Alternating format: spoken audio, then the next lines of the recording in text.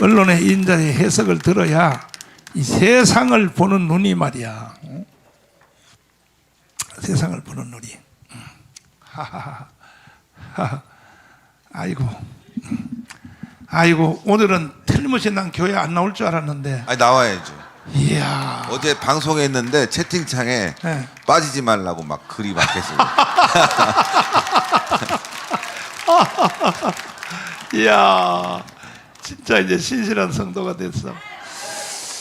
그 대표님, 네.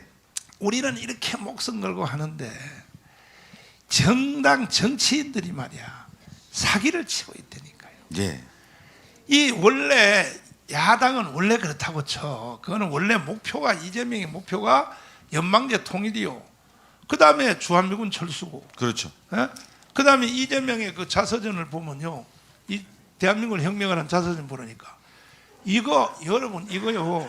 내가 이거 다시 요약해서 김학선 교수님이 설명할 테니까 이런 사람이 어떻게 대통령 후보가 됐을까? 제 1번이 뭐냐? 주한미군 철수요.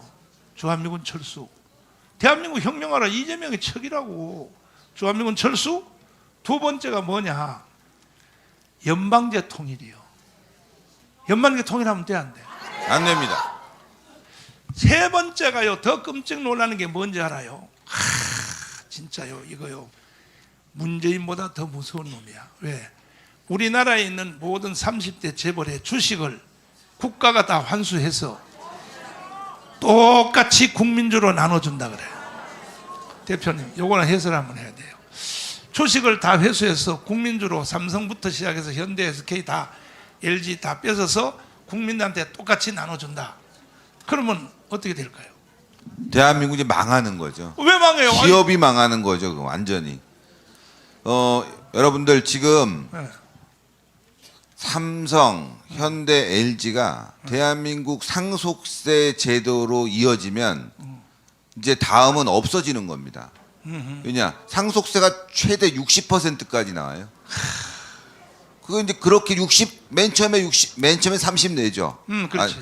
그러나 이제 지금 올라가고 40 내고 40 가진 사람이 또 물려줄 때 또 40 내고 3대 내려가면 없어지는 3대가 내려가면 없어집니다. 하하. 그럼 그건 어디로 가냐? 말씀하신 대로 목사님이 그거는 이제 국민연금이 가져가든지 아니면 미국의 자본이 가져가든지 아니면은 중국 자본이 가져가는데 미국 자본이 가져가는 건 그나마 이해됩니다. 예, 그나마. 근데 중국 자본이 가져갔다. 끔찍하죠. 대한민국 기업이 아니죠. 그리고 국민연금이 가져갔다. 목사님이 말씀하신 대로. 그럼 어떻게 되냐? 노조의 회사가 됩니다. 노조 회사. 하하. 노조들이 운영하는 거예요. 기업 오너가 없으니까. 하하. 노조가 운영하면 지네끼리 나눠 먹고 개발은 안 하고 회사는 점차 침체하면서 도태됩니다. 그런 회사들이 꽤 많았어요, 여러분들. 기아자동차 노조가 맞아. 운영했지 않습니까? 맞아. 망해서 현대가 인수한 거예요. 그리고 노조가 운영해서 잘 되는 기업이 하나도 없다, 대한민국에. 대표적으로 여러분들 공기업이 그렇습니다. 공기업. 하하. 사실상 공기업은 국가가 운영을 하고 있지만 투자자예요, 투자자. 국가는 투자했고 그거는 이제 뭐 대통령이나 아니면 이제 그 이사회에서 사장을 선임하잖아요. 매번 바뀌죠. 공기업 부채가 얼마나 많은 줄 아십니까, 여러분들? 지금 공기업 부채가 거의 대한민국 부채입니다. 예. 지금 철도, 공항, 그리고 기타 우리 지금 담배 사는 이 담배 인상공사 돈을 엄청 벌어들이지만 그게 다 지금 남지가 않아요, 여러분들. 계속 정부가 투자하고 또 계속 국민들 세금으로 유지시키고 공기업이 국민들에게 이득을 주고 또 그걸 통해서 공기업이 더 발전하고 기술 개발도 해야 되는데 그게 아니라 적재. 대표적으로 한전 보세요, 여러분들. 한전이 완전히 문재인 정권의 하수인이 돼갖고 탈원전한다고 해서 어떻게 됐습니까? 한전이 지금 적자 투성이에요. 이제 앞으로 여러분들 전기료 엄청 내야 되는 상황이 옵니다. 지금 누르고 있어요. 왜냐? 총선 때문에 어쩔 수 없이 누르고 있는데 이게 폭발하게 되면 이제 전기료 감당이 안 될 겁니다. 이걸 막으려면 탈원전 해야 되는 거예요. 탈원전. 원전을 지어서 전기를 더 많이 공급해야 되는데 기업이 사실상 노조 중심으로 운영되고 있다 보니까 정부의 대응도 안 하고 그냥 문재인이 하는 말만 듣고 그런 기업들은 다 망하게 돼 있습니다. 그러면 어떻게 되냐? 대한민국 국민이 그냥 다 거지되는 거죠. 그러니까 그 문재인이가 저 원자력 발전소 금지시켰잖아요. 그렇죠. 탈원전했죠. 그래가지고 한전이 지금 빚이 태산처럼 올라가 버려요. 한전은 이제 거의 망한다고 봐야 됩니다. 이렇게 계속 가다가는 이제 앞이 안 보이는 겁니다. 결국은 국민들한테 다 책임이 돌아오지. 결국. 전기료가 이제 몇 배씩 올라가는 거예요. 올라가지. 예. 거기다가 태양열로 대체한다고 새만금에다가 태양열 그 발전 그 전부 다 100% 중국제를 수입해가지고 쫙 깔아놨는데 새들이 똥만 싸가지고 발전이 안 일어난다 그러잖아요. 그거 청소하는 비용이 더 들어갑니다. 청소비용이. 청소하는 비용. 그리고 새만금이 여러분 아시겠지만 갯벌인데 갯벌은 뭐가 단점이냐? 바로 그 소금하고 습기가 올라옵니다. 여러분들 자동차 중고 구매하실 때 그 강원도 주변이라든가 서해안, 동해안 주변에 있는 차는 절대 사면 안 되는 거예요. 중고차로. 중고업자들이 그 차 강원도에서 운행했던 차다 그러면 이거 가격 막 후려칩니다. 그 사람들도 알아요. 왜? 강가에 바닷가에 있는 차량들이나 건물들은 금방 썩어버려요. 이 소금에. 맞아. 예? 맞아. 물론 뭐 그분들이 이제 저 새끼가 왜 이런 말을 해 그런지 하겠지만 실제입니다. 그런데 그거 갯벌에다가 그 태양광을 설치하면 그게 나만 아겠습니까? 원래 태양광은 10년이 가게 돼. 설계해 놓은 겁니다. 10년이 가게. 10년인데 그 10년 후에 그걸 회수해서 재처리를 해야 됩니다. 완전히 중금속 덩어리거든요. 근데 그 중금속 덩어리를 재처리하는 비용이 어마어마하거든요. 근데 10년도 못 쓰고 바닷가에 새똥에 소금에 쩔어 있으니 저는 3년도 못 가는 거예요, 사실은. 그러면 그걸 다 중금속으로 처리해 갖고 재처리 비용이 어마어마하게 드는데 바닷가에서 우리나라가 지금 1년 내내 뭐 사막처럼 빛이 잘 드냐. 구름 끼고 비 오고 예?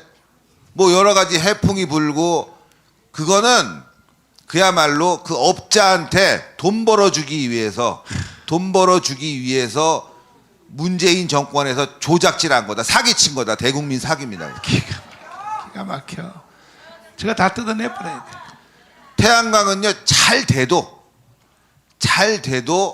그냥 원전 한 개만도 못한 원전 한 게 아니라 태양광 아예 그냥 전체 다 합해도 저 새만금이 아니라 바다를 둘러 닫혀도 원전 한 개만도 못한 겁니다. 그게 참 기가 막혀. 돈은 돈대로 들고 참. 말도 안 되는 짓거리를 벌인 거죠. 자, 급한 얘기가 너무 많아서 일단 선거 얘기 한번 해보자고요. 지금 사실은 그 청와대 비서관 하던 사람들이 선거하러 나갔잖아요. 나갔는데 그게 한 3, 40명 정도 되는 것 같은데 예. 나가 보니까 현장을 가 보니까 청와대에 있다가 용산에 있다가 선거하러 딱 내려가 갔더니 세상에 국민의힘 정당에 조직이 없는 거야. 조직이. 도울 사람 도미가 없는 거야. 그러니까 국민의힘 정당이요. 이게 미쳤어요. 미쳤어. 한번 보세요. 이승만 대통령이 만들어준 자유당으로부터 박정희 공화당 쭉 와서 건국후 75년 동안에 우파 정당의 당원이 몇 명인지 압니까? 30만 명밖에 안 돼. 30만 명 가지고 어떻게 국가를 이끌어 가겠냐고. 기가 막히지. 그러니까 빨갱이들이 가지고 놀 수밖에 없는 거야. 30만 명밖에 안 된다니까. 기가 막히지요. 또 이준석이가 또 몇 명 데리고 나갔어. 그래서 나는 이런 일이 올 줄 알고 코리아나 호텔에서 윤석열 대통령이 당선되는 것이 확실히 됐던 것이 12시 5분이었어. 개표할 때 12시 5분에 가니까 이기기 시작했어. 그때 나는 코리아나 호텔에서 두 손을 들고 주님 감사합니다.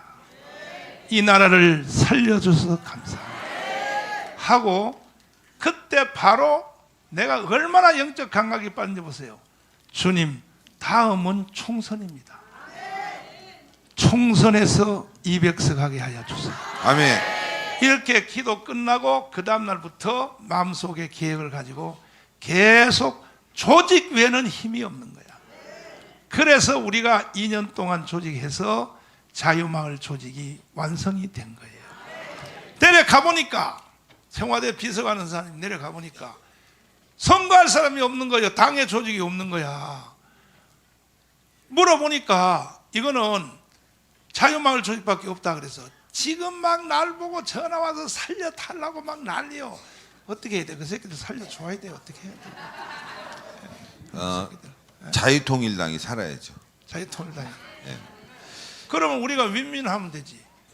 비례대표는 우리 당을 찍어주면 지역구는 니들 도와줄게. 최소한 그 정도는 해야 될 거 아니야? 그래 안 그래? 그래서 우리는 자유통일당은 반드시 비례대표 플러스 현역대표 해서 51석이 들어가야 돼요. 쟤들만 200석 만들어주면요 또 싸움이 바로 또 탄핵 일어나겠죠 또. 국민의힘은 네. 200석을 가지고 있으면 네. 아마 내부에서 또 싸움이 날 바로. 겁니다. 예. 다음 대통령 누가 할 사람. 잘하냐 못하냐 그렇죠. 또 권력 투쟁이 벌어지는데 여러분들 정의당이나 과거에 통진당이 힘이 있었던 이유는 뭐냐면 민주당이 150석을 채울 수가 없었습니다. 민주당이 지금 170석 정도 되지만 그 전에는 꼭 한 20석이 부족했어요. 때로는 30석 이상 이렇게 부족했는데 그걸 어디서 채웠냐?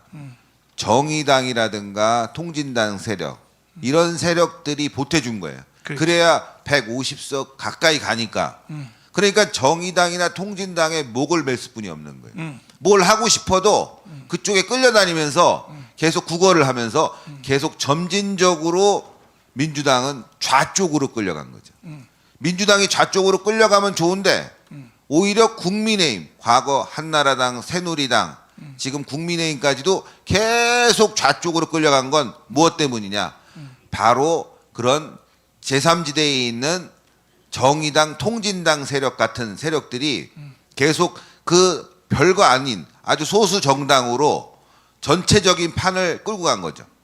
그 저는 이번에 자유통일당이 그런 역할을 이 우파 진영에서 해야 됩니다. 네? 목사님께서 말씀하신 200석 이거 굉장히 훌륭하고 정말 우리가 가야 될 목표인 건 너무나도 분명한데 적어도 자유통일당이 국민의힘을 끌고 올 수 있는 그런 의석을 확보해야지만이 국민의힘이 보수 정당으로 살아남습니다. 제가 제일 아주 그냥 원안으로 보는 거는 국민의힘이 160 그리고 자유통일당이 40석 딱 하면 200석이잖아요. 그러니까 우리 자유통일당을 말을 들을 수뿐이 없어요. 만약 이게 어렵다면은 국민의힘이 130, 자유통일당이 40석 이상. 예? 그러면은 150석이 훨씬 넘어가잖아요.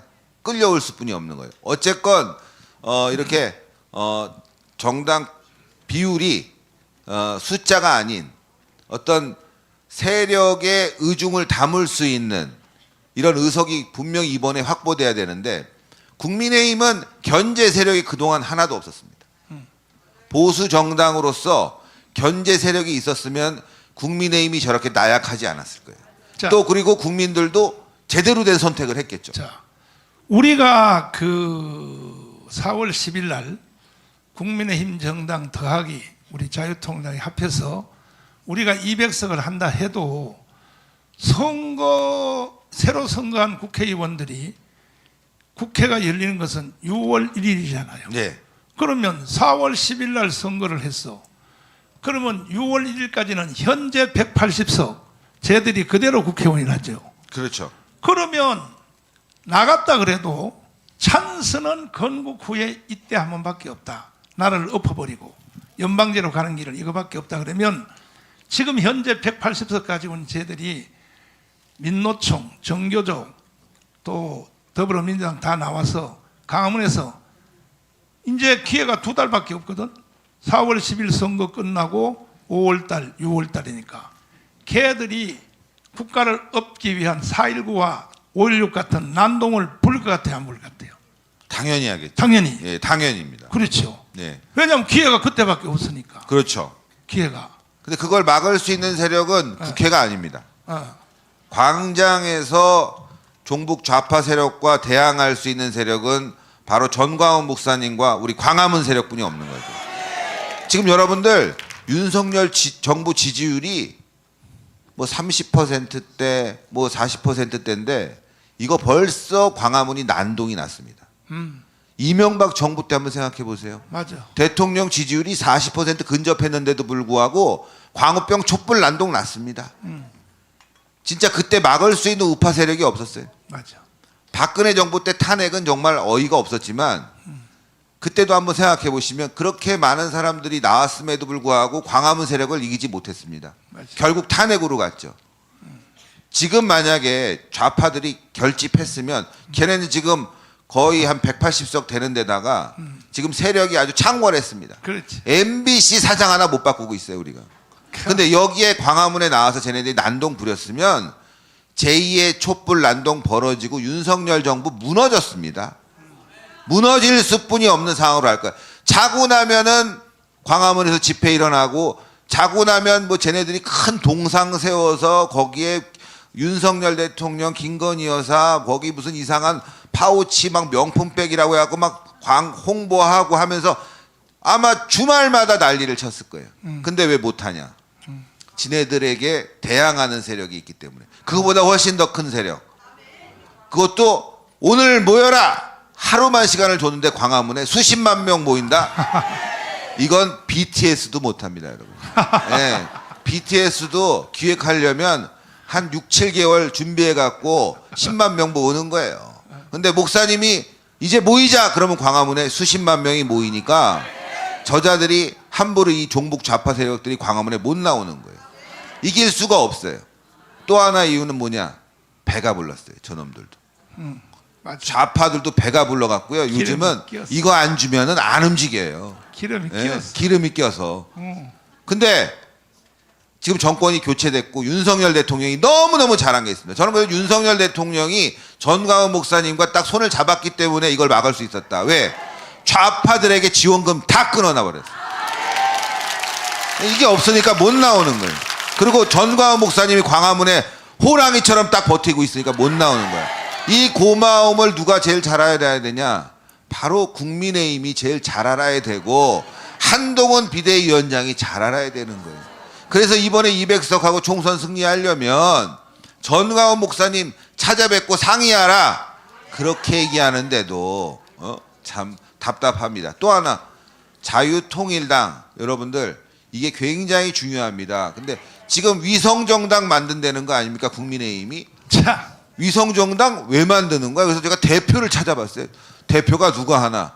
당직자가 대표라고 합니다. 네? 국민의힘의 당직자가 대표라는 거예요. 세석도 못 얻어. 네? 세석도 못 얻어. 이건 말도 안 되지 않습니까? 세석도 정당을 만들려면 그 가치와 명분이 뚜렷해야 되고 거기 모이는 세력들의 어떤 방향성이 분명히 정해져야 되는데 이거 왜 만드는 거예요 도대체?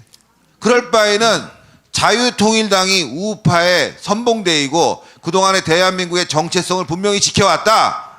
자유통일당이 국민의힘과 함께 가는 정당이다 얘기하면 끝나는 거 아닙니까? 아, 그거 당연한 거예요 여러분들.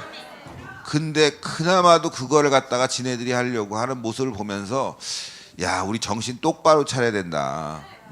지금 여러분들 중요합니다. 지금 상황이. 예? 표가 뭐 여러 가지로 갈라질 수도 있겠지만 진짜 우리가 대한민국 살리는데 무엇을 집중해야 될지 여러분들이 분명히 인식하고 계셔야 됩니다. 큰일 납니다 진짜. 자, 박수하겠습니다. 감사합니다. 감사합니다.